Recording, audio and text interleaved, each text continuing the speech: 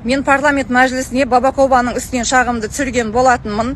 Ол шағым орындалу үшін Алматы қаласы полиция департаментіне жіберіліп, ол жерден заң бөліміндегі Арман Бакировқа бекітілгендігін мен Еговтан көріп алдына барсам, сіздің шағымыңыз менің қызметіме жатпайды, сондықтан тергеу бөліміне қайта жібердім дейді. Жатпайтын болса неге жібереді сізге десем, мүмкін сіздің арызыңыз қазақша жазылғандықтан шығар дейді. Сонда қазақша арызды қарамайды ма десем, жоқ, күніне 250-300 шағым келіп түседі, оны оқып отыруға ешкімнің уақыты жоқ деп жауап берді. Сонда олар не үшін айлық алып отыр? Халыққа қызмет етпейтін болса, өздерінен жоғары тұрған органға жазбаша түрде есеп беру үшін ғана жұмыс істейді ма сонда бұлар? Біздің елде шынымен де жоғары лауазымды адамдар, жоғары қызметте отырған адамдар қазақтардың арызын қарамайтын, қазақтардың жағдайына кіре алмайтын дүбәр адамдардың отырғаны ма?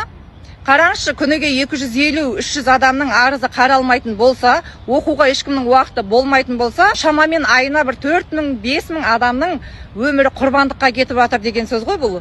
Сонда кім бұндай бассыздықты тоқтатады? Кім қазақтарға жұмыс істейді? Сонда кім халыққа қызмет етеді?